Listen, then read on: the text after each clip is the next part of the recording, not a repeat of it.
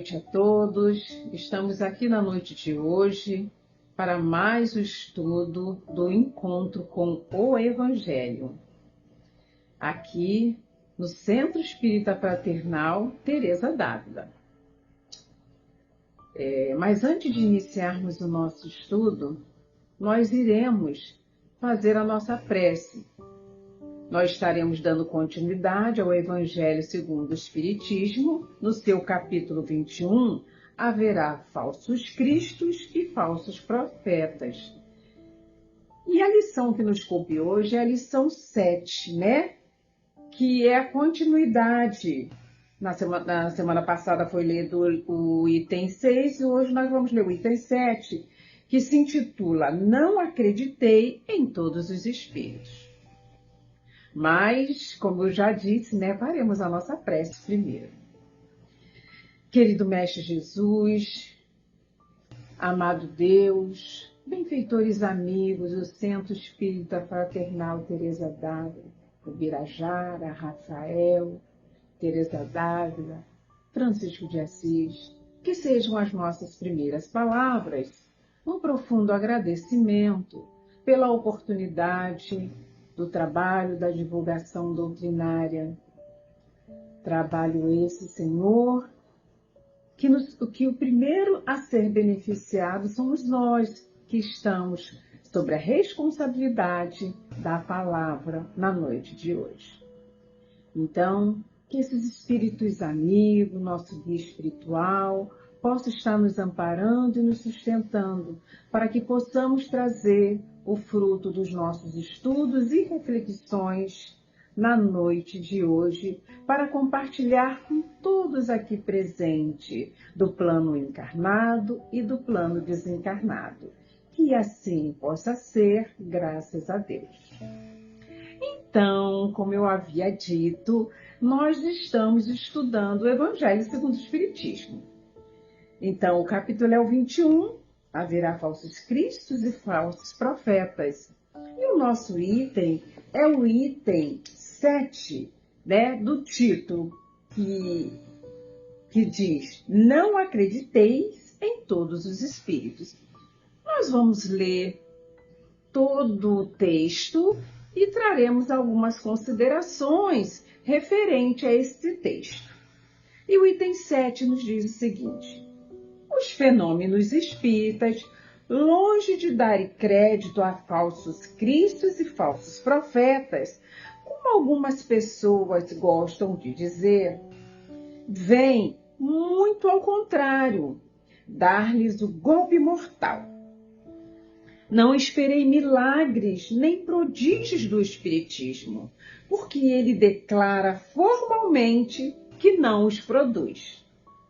Assim como a física, a química, a astronomia, a geologia vieram revelar as leis do mundo material, o Espírito veio revelar outras desconhecidas, aquelas que regem as relações do mundo corporal com o mundo espiritual. E que, tanto quanto as leis da ciência, são leis da natureza. Fornecendo explicações para uma certa ordem de fenômenos, até hoje incompreendidos, ele destrói o que ainda restava do domínio do maravilhoso.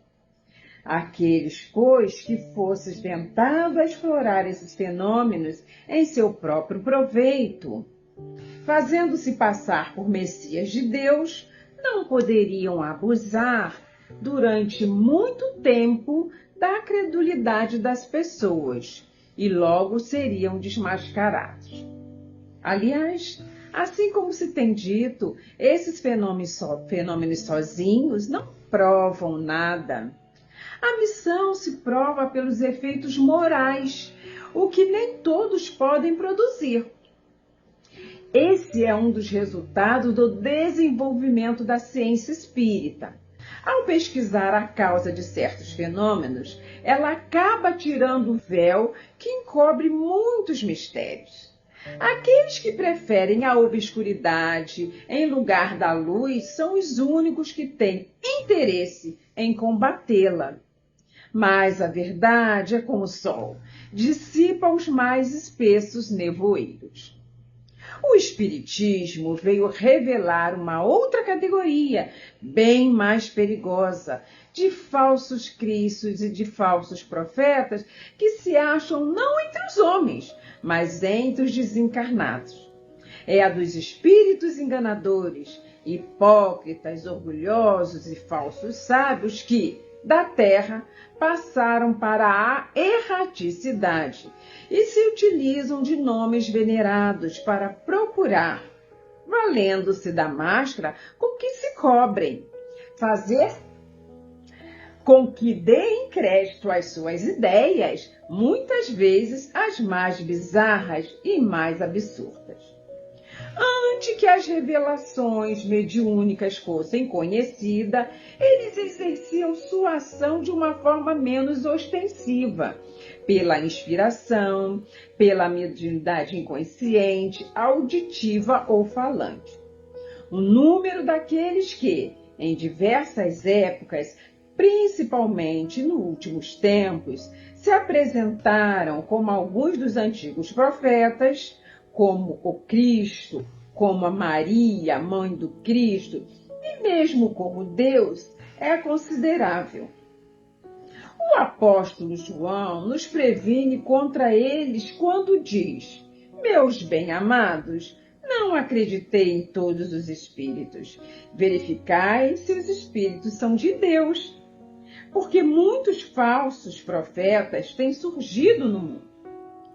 O Espiritismo oferece meio de exterminá-los, indicando as características pelas quais se reconhecem os bons espíritos, características sempre morais e jamais materiais.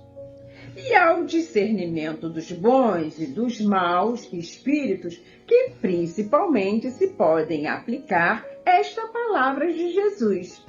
Reconhece a qualidade da árvore pelos seus frutos, e uma árvore má não pode produzir bons frutos. Julgam-se os espíritos pela qualidade de suas obras, como uma árvore pela qualidade de seus frutos. Então, após a leitura, nós vimos que é um tema bem extenso, uma leitura bem longa, mas fala da importância, que nós precisamos ter em relação a esses espíritos. Começando por nós mesmos, porque nós somos espíritos imortais. Então, nós, no nosso círculo de convivência, no nosso momento em que estamos, convivendo nesse mundo ainda de prova e expiações, em que nós nos preocupamos muito com as questões materiais, o que ocorre, Nós, muitas vezes, acreditamos no nosso próximo, que é tão espírito imortal quanto nós. Porém, como estamos lidando, na vida material, muitas das vezes somos enganados. E nós estamos vendo, na mídia, nas redes sociais, o tempo todo a questão dos golpes, a questão das pessoas serem enganadas e acreditarem em certos estímulos, certas pessoas que estão vendendo ou que estão promovendo coisas que geralmente envolvem dinheiro.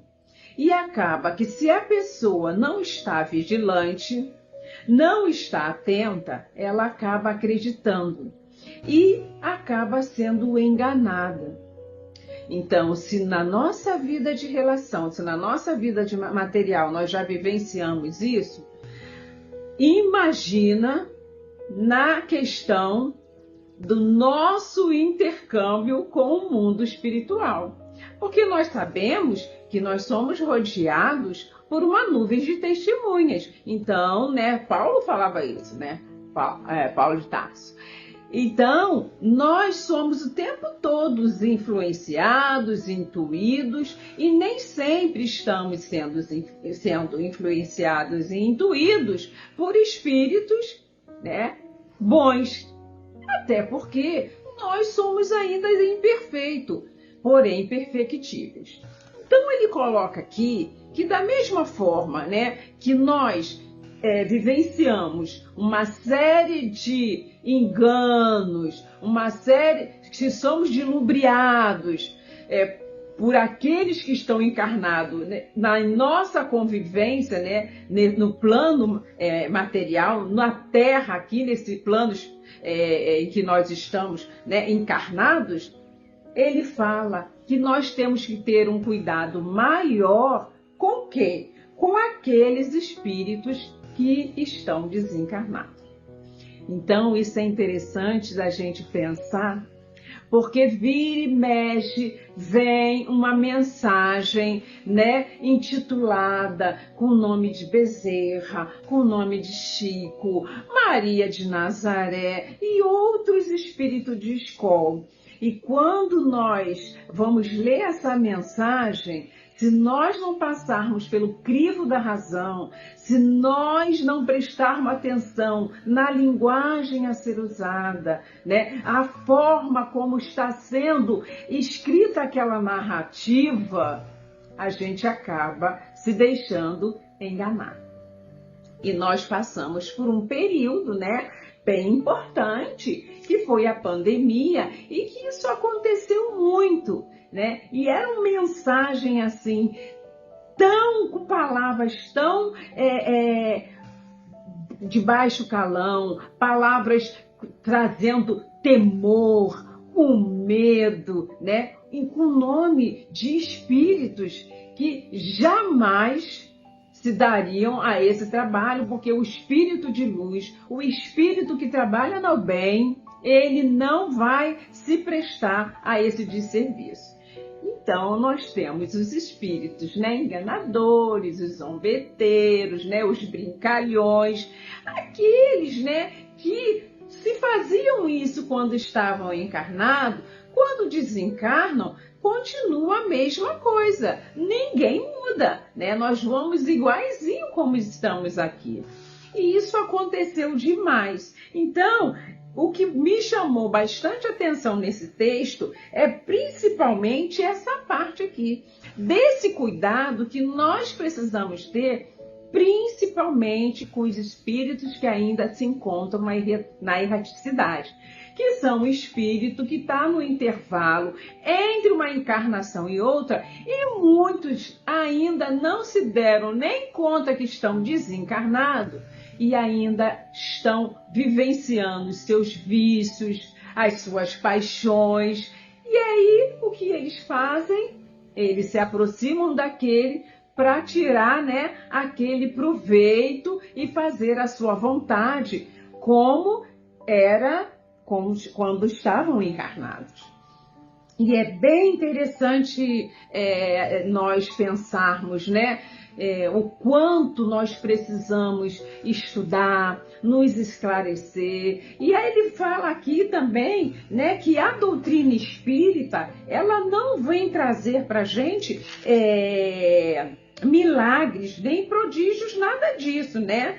E a doutrina veio justamente nos esclarecer, fazer com que nós, através do estudo sério, contínuo, nós pudéssemos, né, inclusive, fazer a diferenciação entre uma mensagem que vem de um bom espírito e uma mensagem que vem de um espírito que está apenas querendo, né, satisfazer as suas paixões, os seus desejos, né? Enquanto o espírito desencarnado que ainda está vivenciando, né, a ignorância da lei de Deus, que é a lei de amor.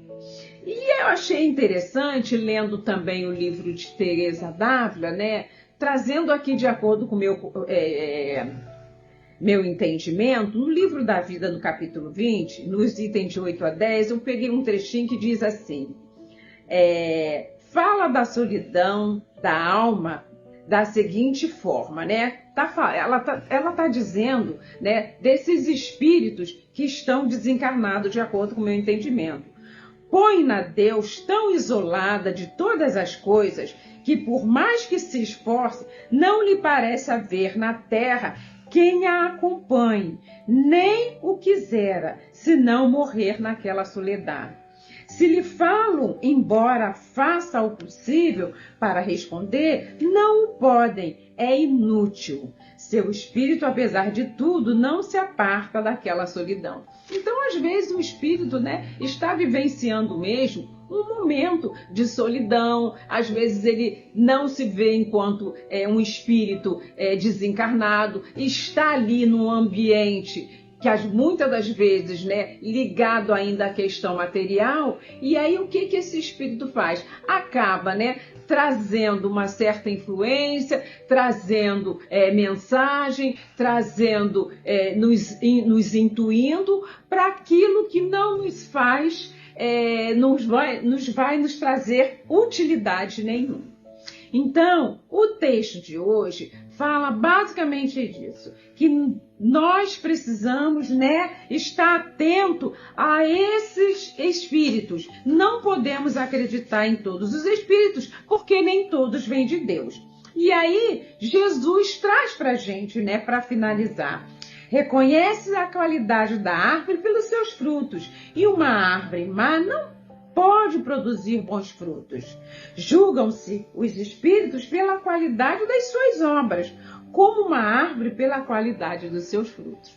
Então, uma árvore boa, ela vai dar frutos bons, né? E o espírito, para trazer uma mensagem, para trazer, né, uma orientação que possa ajudar até uma coletividade, ele precisa estar moralmente evoluído, em condições, já vivenciando, né, a lei de amor e trazendo, né, para cada um de nós que ainda estamos no plano, né, material, estamos encarnados, as mensagens, né, que irão nos ajudar, irão nos trazer consolo, né, irão calar fundo em nossos corações, para que nós possamos, a partir daí, ir nos melhorando, ir nos transformando intimamente. E na nossa casa, né, nós sabemos que recebemos mensagem dos espíritos que nos ampara, nos orienta, que tutela a nossa casa espírita, né,